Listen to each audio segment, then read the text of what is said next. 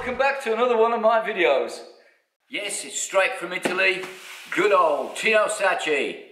Alright Tino, this is one of his kits. I have never used Tino Sacchi stuff before, so this is a first for me.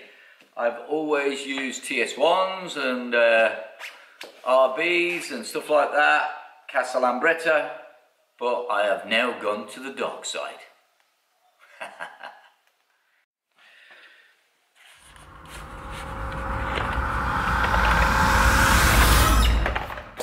Yes, I've had my eye on Tino's stuff for quite a while now, and he's emerging to be, yes, a Superman in his own right. I'm starting to become very impressed with Tino's stuff. So, what we have here, we have the MONZA 225, which, as I said in my review of Sticky's manual, Sticky's kit book, it is what I expected the TS1 to evolve into, but it didn't. AF just went stagnant on the TS, didn't make any improvements, and then just leaped forward to the RBs.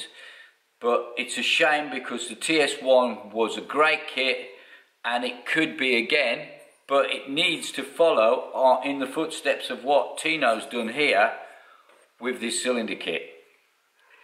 Basically, it's got a lower exhaust port, which means it gives a much wider spread of power, whereas your TS1s were always a little bit too peaky for my liking. So the lower port timings on this are an advantage.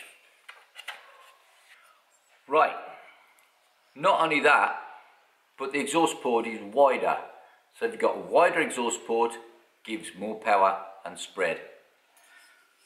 The rest is pretty well very similar to the TS, except it's improved by having a Spigot Head Fit. The head has got a Spigot Fit, and it actually comes with a specific head for the kit, which is a big improvement. And it's got multi-fixings as well. So you've got a multi-point fixing head, specific for this kit. Vastly improvement over the TS1. If only this would have been out when I bought my TS so many years ago.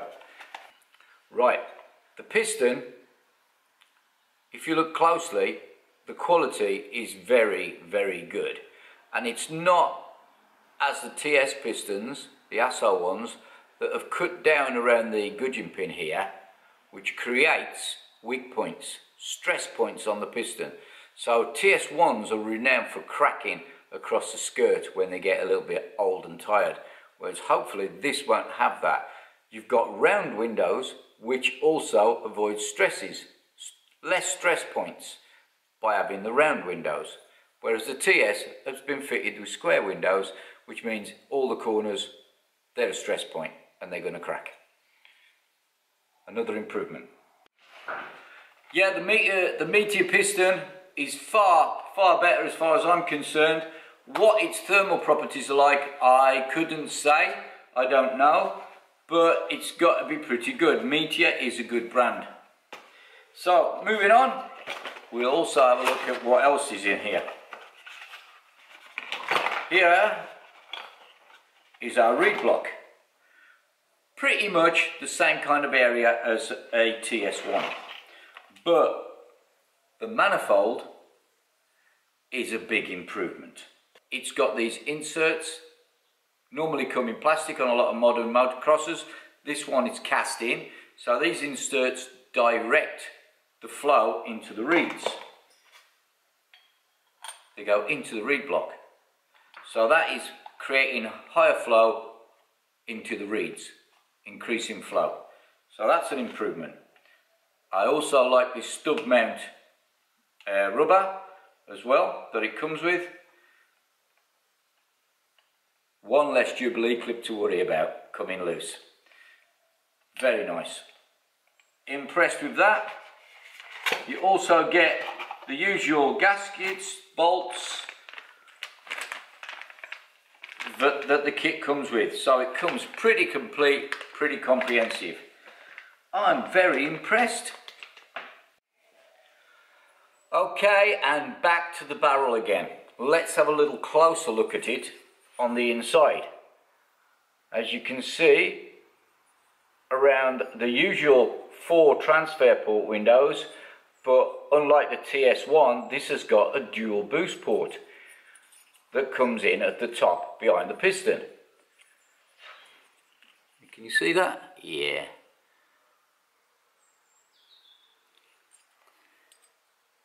And a very nice exhaust port. How much better the dual boost port is, I do not know, but on the dyno readouts that's in Sticky's manual, in Sticky's kit book, it's about 1.5 brake horsepower, almost across the entire rev range. So it's good. I really like it. Okay, we'll have a close-up look at the head. As you can see, it's got a Spigot fit, and the reason, one of the good things about the Spigot fit, it aids the seal on the cylinder head, but also it's handy if you want to do a stroked motor, because you can raise the head with a gasket, and that then changes your deck height for your stroke. So depending what you want to do, you can machine a mill off the bottom of the barrel and raise by 2 on a gasket, keeping the ports really low, or you could go more revy and just add a mill gasket on the bottom, and you've got the spigot here to recalibrate the deck height with, so you don't put a head gasket on, unless this one's probably set up with multiple. Right, it looks like it's got multiple base gaskets, so there'll be variable thicknesses. Haven't checked the thicknesses on them yet. So you've got 3 thicknesses of base gasket to get your squish. Like a bird on a tree, I'm just sitting here. I got time, it's clear to see. From up here, the world seems small. We can sit together. It's so beautiful, you and me. We meant to be.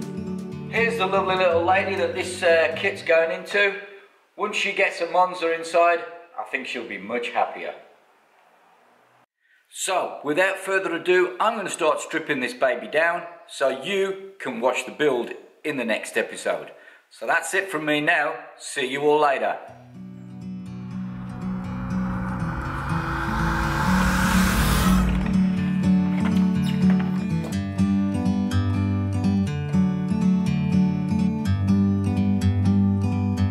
Like a bird on a tree, I'm just sitting here. I got time.